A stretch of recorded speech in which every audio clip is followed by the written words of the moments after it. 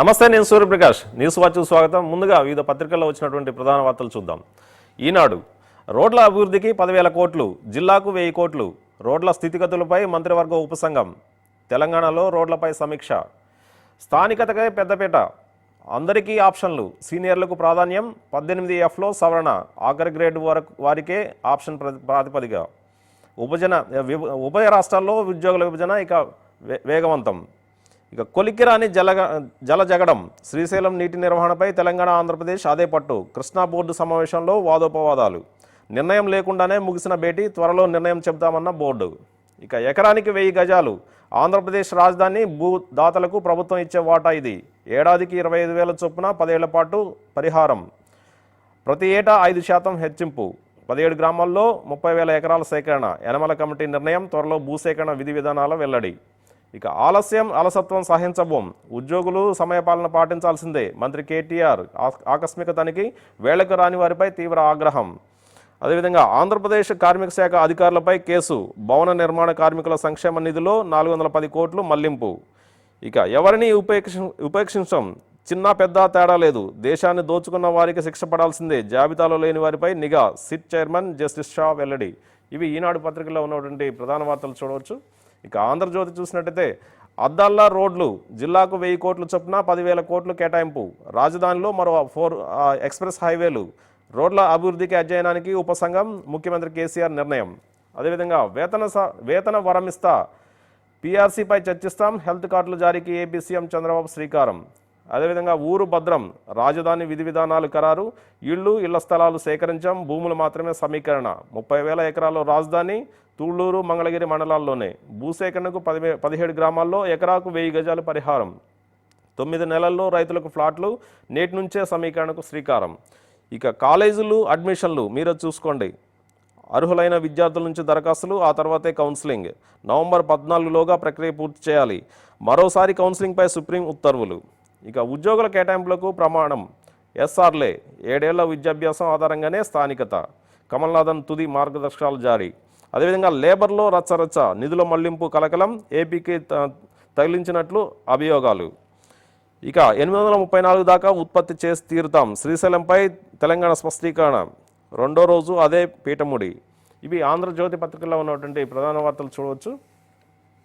ఇక సాక్షి చూసినట్టయితే రహదారుల అభివృద్ధికి 10,000 కోట్లు. ముఖ్యమంత్రి కేసీఆర్ నిర్ణయం. సమగ్ర అధ్యయనానికి మంత్రివర్గ ఉపసంఘం ఏర్పాటు. డిప్యూటీ సీఎం అధ్యక్షతన 8 మందితో కమిటీ. ఇక స్థానికత, సీనియారిటీకే ప్రాధాన్యం. కమల్నాథన్ కమిటీ మార్గదర్శకాలకు జారీ. ఇక తేల్చమంటారా. ఇరు రాష్ట్రాలకు నేటి వరకు గడువు ఇచ్చిన కృష్ణా బోర్డు. ఇక డిబార్ చేయడమే సరైన చర్య. విధులకు హాజరుగాని జూడాల విషయంలో సీఎం కేసీఆర్ భావన. ఇక పుట్టక ముందే పునర్జన్మ. తల్లి కడుపులో ఉండగానే శిశువుకు విజయవంతంగా గుండె ఆపరేషన్ అనే ప్రత్యేక కథనాన్ని కూడా సాక్షి పత్రికలో చూడవచ్చు. ఇక నమస్తే తెలంగాణ చూసినట్టయితే సీనియారిటీకి ప్రాధాన్యం. 19 పేజీలతో మార్గదర్శకాలు విడుదల. వెబ్సైట్లో పెట్టిన కమల్నాథన్ కమిటీ. ఇక కార్మిక నిధి లూటీ. బాబు కుతంత్రం. తెలంగాణ సొమ్ము 420 కోట్లు బెజవాడకు మళ్లింపు. ఇక డ్వాక్రా మహిళకు బాబు దోకా. వ్యక్తిగత రుణాలు కాస్త సంఘానికి లక్షగా సర్దుబాటు. లబోదిబోమంటున్న మహిళా సంఘాలు. శ్రీలంకలో 200 మంది సజీవ సమాధి. భారీ వర్షాలకు తేయాకు తోటలో విరిగిపడిన కొండ చర్యలు. ఇక 2న ఛత్తీస్గఢ్కు సీఎం కేసీఆర్. ఆ రాష్ట్ర సీఎం రమణ్ సింగ్తో భేటీ. 3న విద్యుత్ ఎంఓఈపై సంతకాలు. ఇవి నమస్తే తెలంగాణలో ఉన్నటువంటి ప్రధాన వార్తలు చూడవచ్చు. ఇక సూర్య చూసినట్టయితే ఉద్యోగుల ఆరోగ్యానికి భరోసా. ఉద్యోగుల హెల్త్ కార్డుల పథకాన్ని ప్రారంభించిన ఏపీ సీఎం. హెల్త్ కార్డులతో 22 లక్షల మందికి లబ్ధి.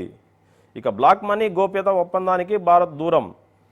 సంతకాలు చేసిన 51 దేశాలు. అదేవిధంగా మారన్ మెడకు ఈడీ ఉచ్చు. 600 కోట్ల జప్తకు చర్యలు. తుది విచారణకు నోటీసులు. ఇక కృష్ణా బోర్డు నిర్ణయం పెండింగే. శ్రీశైలం విద్యుత్ ఉత్పత్తిపై నేడు నిర్ణయం. ఇక 3 నుంచి టీడీపీ సభ్యత్వ నమోదు. 25 లక్షల సభ్యత్వాలు నమోదు లక్ష్యం. సంక్షేమ నిధి సమన్వయకర్త నారా లోకేష్. ఇక ఉద్యోగుల విభజనపై మార్గదర్శకాలు. సీనియారిటీ ఆధారంగా కేటాయింపు. ఆప్షన్లపై ఉద్యోగులకు అవకాశం. 19 పేజీల నివేదిక. ఇక టీ బడ్జెట్ రెడీ. 84,000 కోట్లతో 2014-15 బడ్జెట్. ఇక తెలంగాణను ఆదుకోండి. కేంద్ర మంత్రులకు తెలంగాణ టీడీపీ నేతల వినతి. రాష్ట్రం ప్రతిపాదనలు పంపడం లేదు. ప్రతిపాదనలు లేకుంటే మేము చేయలేం తేల్చి చెప్పిన కేంద్ర మంత్రులు. ఇవి సూర్య పత్రికలో ఉన్నటువంటి ప్రధాన వార్తలు చూడవచ్చు. ఇక మెట్రో ఇండియా చూసినట్టయితే ఇద్దరు యువకులకు ఆంధ్రప్రదేశ్ అదేవిధంగా తెలంగాణ నుంచి ఇద్దరు యువకుల్ని మురళీధర్ రావు అండ్ రామ్ మాధవ్ని ప్రోత్సహిస్తుంది భారతీయ జనతా పార్టీ అధిష్టానం ప్రోత్సహిస్తుందని చెప్పేసి చేసినటువంటి ప్రత్యేక కథనాన్ని కూడా మెట్రో ఇండియాలో బ్యాన్ రైటింగ్లో చూడవచ్చు. అదేవిధంగా హైదరాబాద్లో మరో ఎక్స్ప్రెస్ హైవేలు కూడా రాబోతున్నాయి అని చెప్పేసి చేసినటువంటి కథనాన్ని కూడా మెట్రో ఇండియా బ్యాన్ రైటింగ్లో చూడవచ్చు. ఇక నిన్న రాజ్నాథ్ సింగ్ హైదరాబాద్ వచ్చినటువంటి సందర్భంగా ఇక్కడ జరిగినటువంటి కార్యక్రమానికి సంబంధించినటువంటి వార్తను కూడా మెట్రో ఇండియా ప్రధానంగా ఇచ్చింది. ఇక దా హిందూ పత్రిక చూసినట్టయితే తమిళనాడుకు చెందినటువంటి 5 జాలర్ని శ్రీలంక కోర్టు మరణశిక్ష విధించినటువంటి వార్త, దానికి సంబంధించినటువంటి ఇక్కడ చెలరేగినటువంటి అల్లర్లకు సంబంధించినటువంటి వార్తను కూడా దా హిందూ పత్రిక బ్యాన్ రైటింగ్గా ఇచ్చింది. అదేవిధంగా వెల్ఫేర్ ఫండ్స్కు సంబంధించి కార్మిక శాఖలో నిధుల మళ్లింపుకు సంబంధించినటువంటి వార్తను కూడా ప్రధానంగా దా హిందూ పత్రిక బ్యాన్ రైటింగ్ ఇచ్చింది. ఇక నిన్న జరిగినటువంటి జల వివాదంపై కృష్ణా బోర్డు యాజమాన్య బోర్డు సమావేశం సంబంధించినటువంటి అంశాన్ని కూడా దా హిందూ పత్రిక ప్రధానంగా ఇచ్చింది. ఇక డెక్కన్ క్రానికల్లో చూసినట్టయితే కాస్ట్ కటింగ్ సంబంధించి కేంద్ర ప్రభుత్వం తీసుకున్నటువంటి చర్యలకు సంబంధించినటువంటి వార్తను కూడా బ్యాన్ రైటింగ్గా చూడవచ్చు డెక్కన్ క్రానికల్లో. అదేవిధంగా నిన్న కార్మిక శాఖలో జరిగినటువంటి నిధుల మళ్లింపుకు సంబంధించినటువంటి వార్తను కూడా డెక్కన్ క్రానికల్లో బ్యాన్ రైటింగ్గా ఇచ్చింది. అయితే ఈరోజు వివిధ పత్రికల్లో వచ్చినటువంటి వార్తలపై విశ్లేషించడానికి మనతో పాటు సీనియర్ జర్నలిస్ట్ బండారు శ్రీనివాసరావు మనతో పాటు ఉన్నారు. నమస్తే అండి. నిన్న ఏపీ క్యాబినెట్ డిసిషన్స్ చూసాం కొన్ని. అయితే రాజధాని నిర్మాణం సంబంధించి అక్కడ ఉన్నటువంటి భూసేకరణ సంబంధించి కానీ అక్కడ పరిహారం సంబంధించి కానీ కొన్ని నిర్ణయాలు చేశారు. అయితే భూసేకరణ విషయంలో ఎకరానికి 1000 గజాలు చొప్పున పరిహారం ఇస్తామని చెప్పేసి చెప్పారు. దీన్ని ఎలా చూడొచ్చు అంటారు? ఇప్పుడు యాక్చువల్గా ఒక కమిటీ వేశారు. ఆ కమిటీ రిపోర్టుని పరిశీలించి దానికి ఆమోద ముద్ర వేసినట్టుగా ఉంది క్యాబినెట్.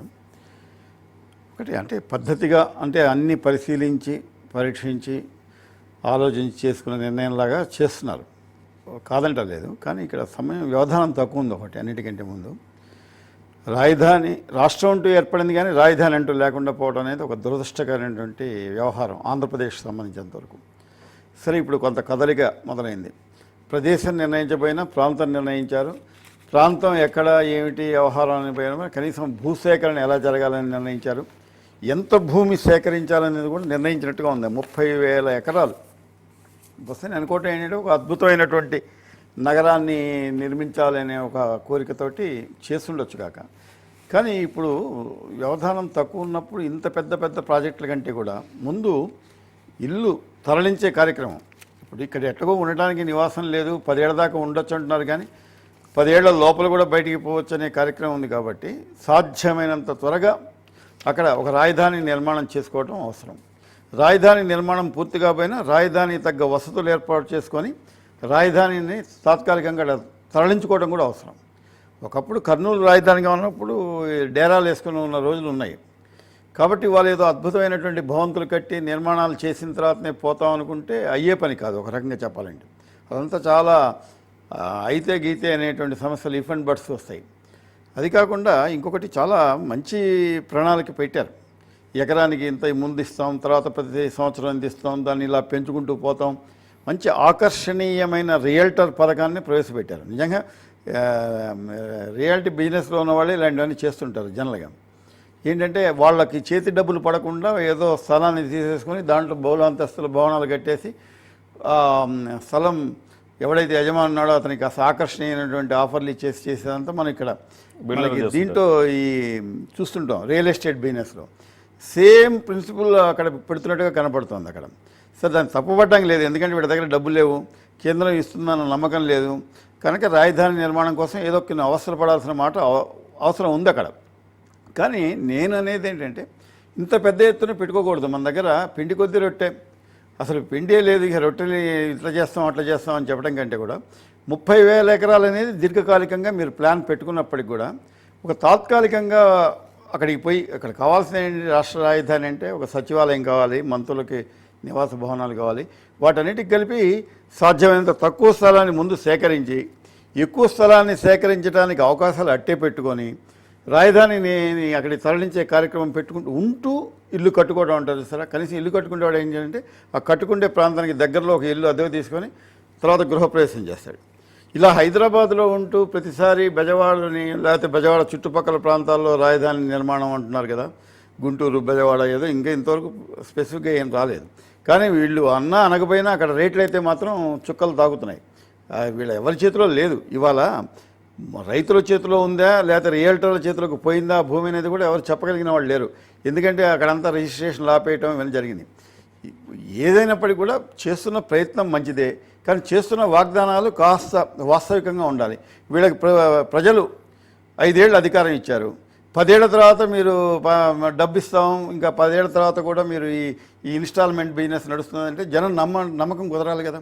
నిజమే, అద్భుతమైన నగరాన్ని నిర్మించి పెడితే ఇంకొక 5 ఏళ్ళు ప్రజలు అవకాశం ఇవ్వచ్చు వాళ్ళ అధికారంలో ఉండడానికి. కానీ ఇవాళ ఇచ్చిన అధికారం మాత్రం 5 ఏళ్లే కాబట్టి, ఉన్నది ఇంకా 4.5 సంవత్సరాలే కాబట్టి ఆ నమ్మకం కలిగించాలి. మీరు మొన్న ఎలక్షన్లో చేసిన దాన్ని ఇప్పుడు ఉన్నాయి చూసారా, ఈ రుణమాఫీ పథకాన్ని కింద మీద పడుతున్న సందర్భం చూసిన తర్వాత ప్రజలు మీరు 10 ఏళ్ల తర్వాత మీరు డబ్బులు ఇస్తామంటే నమ్మే పరిస్థితి ఉండొచ్చు, ఉండకపోవచ్చు.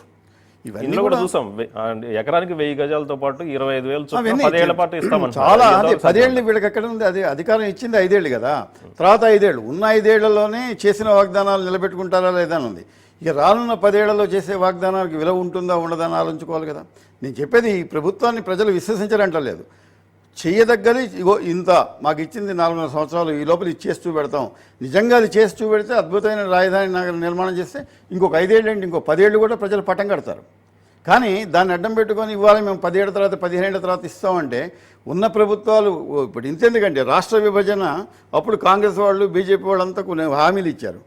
గవర్నమెంట్ పోయిందా సెంట్రల్లో కాంగ్రెస్ గవర్నమెంట్. ఇవాళ ఎవరు అంటే ఎవరు అడిగే దిక్కు లేదు.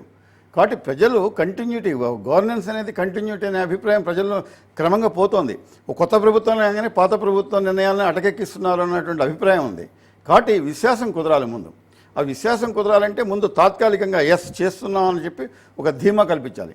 అంతేగాని పెద్ద అరచేతిలో స్వర్గంలాగా అద్భుతమైనటువంటి భవనాలతోటి స్విట్జర్లాండ్, న్యూజిలాండ్ లేకపోతే ఇంకా ప్రపంచ పటంలో ఉన్న అన్ని పేర్లు చెప్పడం కాదు. అక్కడ నిజంగా చక్కటి ప్లాన్ పెట్టుకున్నప్పుడు ఆ ప్లాన్ని స్టెప్ బై స్టెప్ ఇంప్లిమెంట్ చేసుకుంటూ పోవాలి, ప్రజల్లో విశ్వాసం కలిగించాలి. ఇప్పుడు మంత్రివర్గ ఉపసంఘం నిన్న ఇచ్చినటువంటి నివేదికలో కూడా కృష్ణానది పరిసరాల్లోనే తూళ్లూరు, మంగళగిరి ప్రాంతాల్లోనే భూసేకరణ చేయబోతున్నాం అని చెప్పేసి చెప్తా ఉన్నారు. అయితే నది పరిహార ప్రాంతంలోనే ఈ రాజధాని నిర్మాణం ఉండే అవకాశం ఉందంటారా? అసలు జనరల్గా ఎక్కడైనా కూడా అండి, ఇప్పుడు కాదు, మనకు పూర్వకాలం నుంచి కూడా అనాది కాలం నుంచి కూడా నదుల సంస్కృతే, నదుల పక్కనే నగరాల నిర్మాణం జరుగుతుంది. నాగరికత పురుడు పోసుకుంటుంది. నది నీళ్లు దేనికైనా నీళ్లే ఆధారం. కాబట్టి నదుల పక్కన రాజధాని నగరం రావటం అనేది, ఒకప్పుడు హైదరాబాద్ కూడా మూసీ అనే నది ఉండేది, చివరికి అది మురికాలం అయిపోయింది, అది వేరే సంగతి. కానీ ఒకప్పుడు మూసీ పరివాహక ప్రదేశంలోనే భాగ్యనగర నిర్మాణం ఉండేది. కాబట్టి ఎప్పుడు కూడా నదుల పక్కనే ఉంటాయి పెద్ద పెద్ద నగరాల ఉనికి. కానీ ఇక్కడ సమస్య ఏంటంటే కృష్ణానది పక్కన ఒక అద్భుతమైనటువంటి ప్రాంతంలో చేయాలన్నారు. చేయొచ్చు, ఎందుకంటే ప్రపంచంలో అనేక దేశాల రాజధానులు కానీ ప్రధానమైన పట్టణాల్లో కానీ ఆ నదుల మీద రకరకాల వంతెనలు నిర్మించి పర్యాటకాన్ని కూడా అభివృద్ధి చేసిన రోజులు ఉన్నాయి. కాబట్టి అలాంటి సందర్భాలు ఎన్ని ఉన్నాయి కనుక మంచిదే. ఆలోచనని మనం ఏం తప్పుపట్టడం లేదు. కానీ ఆలోచన వాస్తవికంగా ఉందా లేదా అనేది కాస్త జాగ్రత్తగా మనం చెప్పాల్సిన బాధ్యత